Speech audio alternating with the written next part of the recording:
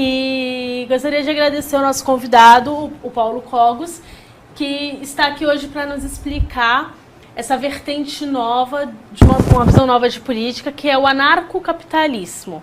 Então, Paulo, por favor, se você puder nos explicar mais ou menos como que funciona, de onde surgiu o anarcocapitalismo? Boa noite, Estrela Carina, boa noite aos nossos telespectadores. E é uma honra estar aqui para discutir um tema tão heterodoxo, tão negligenciado pelo mainstream. Então, eu acho uma excelente iniciativa debater um tema como esse. O anarcocapitalismo tem as suas origens muito antigas. Ele junta uma filosofia política libertária e, mais recentemente, os ensinamentos da Escola Austríaca de Economia. As origens do anarcocapitalismo remontam desde a China antiga. Por exemplo, Lao Tzu, Chuang Tzu, passam pelos ensinamentos cristãos. Há muitas passagens na Bíblia que são consideradas libertárias. Há até trechos da Bíblia que nos ensinam economia sob uma ótica de liberdade econômica.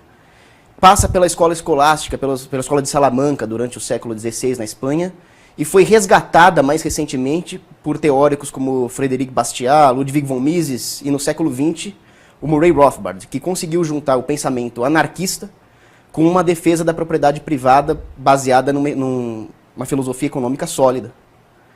Então, hoje o anarcocapitalismo vem crescendo no mundo, há cada vez mais gente discutindo esse tema, cada vez mais gente lendo autores de escola austríaca, lendo autores libertários, e com a internet, esse crescimento está se dando de forma exponencial. Porque na academia, a escola austríaca e o libertarianismo são muito negligenciados. Ela é engessada. Ela deixou de ser um ambiente de debate de ideias e passou a ser um ambiente de doutrinação. A mesma coisa com a maior parte da mídia mainstream. Mas na internet, as pessoas conseguiram ter contato com essas ideias porque a internet ela tem características mais espontâneas. E da espontaneidade surgiu esse contato. E por causa dessa concorrência de ideias, o anarcocapitalismo, que é uma excelente ideia, tem se sobressaído. Entendi.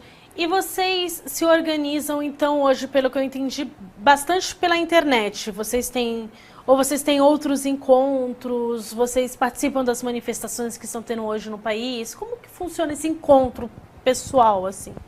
Olha, o encontro pessoal é uma coisa que nós deveríamos investir mais. Nós temos muita solidez e coerência nas ideias, mas nós deveríamos ter mais encontros. Porque, por enquanto, nós estamos muito restritos à internet, a certos grupos de Facebook, a sites hoje ainda obscuros. Mas, aos poucos, os libertários estão marcando alguns encontros, tem um happy hour libertário, tem alguns eventos de escola austríaca, que deverão se difundir, eu espero.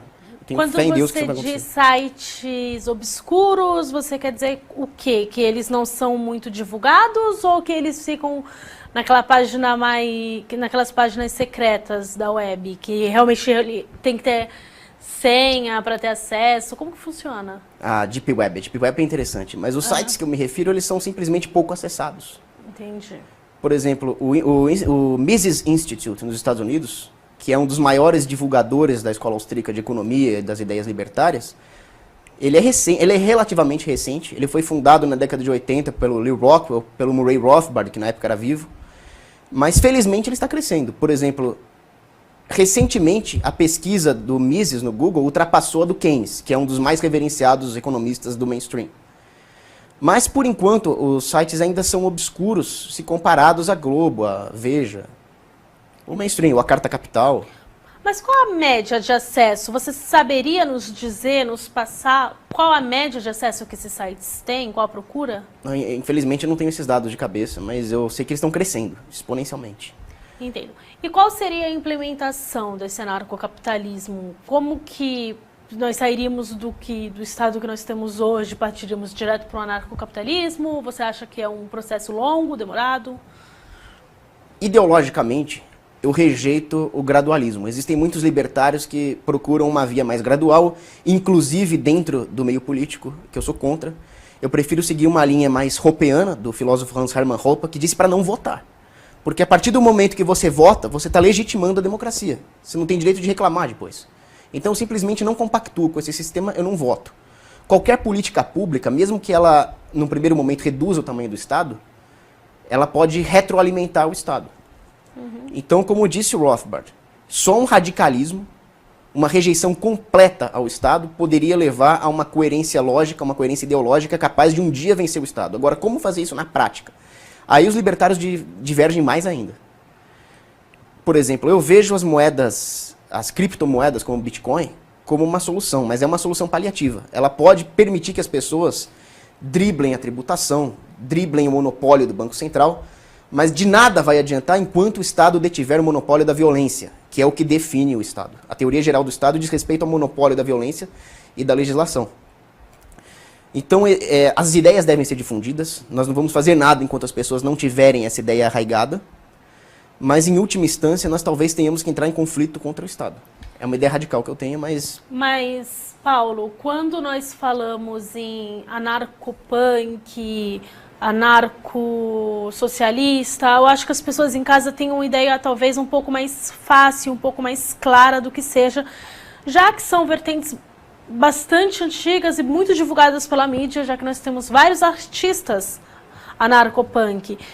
Como falar de uma forma mais palatável, mais clara para a sociedade o que seria o anarcocapitalismo, para as pessoas entenderem isso? É interessante a sua pergunta, porque às vezes eu tenho mais facilidade em explicar isso para os anarcocomunistas do que para a direita ou para os liberais clássicos. Porque eles entendem que as nossas liberdades, os nossos direitos estão sendo violados, mas eles não entendem que a propriedade privada e o livre comércio são a maneira de garantir as nossas liberdades. Então, o que lhes falta é um pouco de conhecimento econômico. Os anarcopunk, por exemplo, eles esqueceram do que é propriedade privada, tanto que eles violam propriedade privada, eles depredam bens privados. E eles não têm nenhuma ideologia. Se você perguntar para um anarcopunk o que ele defende, o que ele está fazendo ali, ele provavelmente vai babar na frente da câmera. Então, falta para as pessoas conhecimento, saber por que elas estão ali, saber qual é o verdadeiro ideal delas. Então, é preciso explicar para as pessoas a necessidade de preservar os direitos e incluir nisso o direito de propriedade privada. Então eu gosto muito de citar para as pessoas, por exemplo, que são contra o Estado, e devem ser mesmo, mas também são contra as empresas privadas. Elas têm que lembrar uma coisa que Frank Zappa falou, que o Estado é simplesmente a divisão de segurança corporativa do grande capital.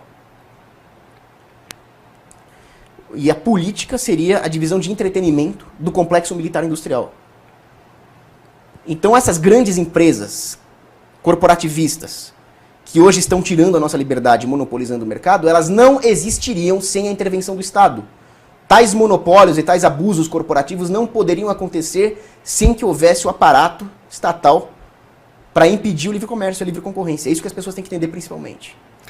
Então, mas assim, o anarquismo, ele não partiria do princípio de divisão de meios, de divisão, não de divisão de meios em si, mas assim, da pessoa poder trabalhar e conquistar aquilo que ela quer, aquilo que ela precisa. O anarcocapitalismo, eu, por exemplo, eu fiquei sabendo mais através de você. Eu nunca tinha ouvido falar em anarcocapitalismo. Fica um pouco na corrente econômica e não fica tanto assim para as pessoas que estão em casa. Às vezes uma pessoa com ensino médio ou com ensino fundamental pode não entender exatamente, porque é um pouco denso esse estudo, você não acha?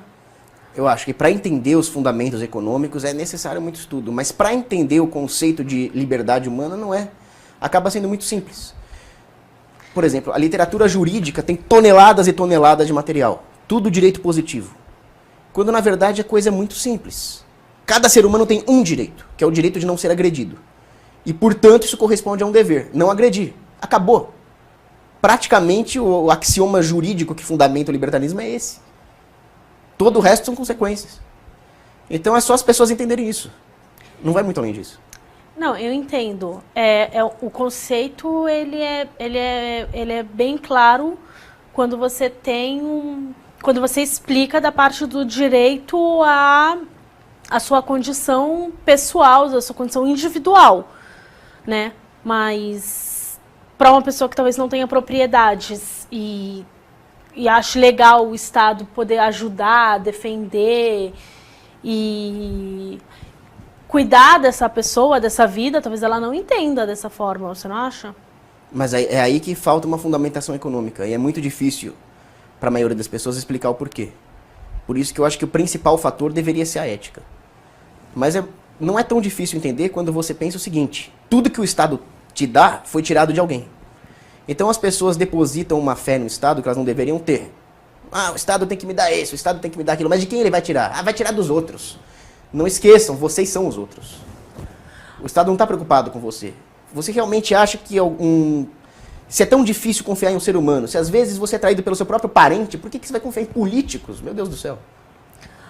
Bom, Paulo, eu acho esse um assunto bastante denso, eu acho um assunto, pelo menos para a apresentadora aqui, é um assunto bastante novo, não sei para as pessoas aí em casa, creio eu que também seja. Você não gostaria de convidar as pessoas a conversar com você, tentar entender um pouco mais a sua linha de raciocínio? Talvez até no Face você tenha um tempo aí para explicar de uma forma talvez um pouco mais básica, para as pessoas começarem a ter uma introdução nesse assunto? Sim, eu gostaria muito que isso se difundisse. Aliás, essa é a solução para que um dia nós alcancemos a liberdade. É difundir as ideias, é fazer com que as pessoas efetivamente demandem liberdade. Porque a partir do momento que as pessoas perceberem o que o Estado é e demandarem liberdade, ele não vai ter aquilo que ele sustenta, que é a sustentação ideológica. O Henry Ford, que ele tem vários crimes na ficha dele, mas não deixa de ser um sujeito inteligente, ele falava o seguinte: quando as pessoas perceberem o que o sistema financeiro é, vai ter uma guerra civil amanhã. Mas aí elas têm que perceber. Então eu concordo com você, teria que explicar, teria que convidar as pessoas a participar do debate, difundir as ideias, principalmente. Bom, nosso tempo acabou. Eu gostaria de agradecer ao Paulo. Eu gostaria de convidar vocês a entrar na página, nas redes sociais do Paulo Cogos. Eu acho que ele vai ficar bem... acho que vai ser legal para ele poder explicar um pouco melhor isso, poder explicar essa visão de Estado que ele tem, que é um pouco diferente, talvez, da grande maioria.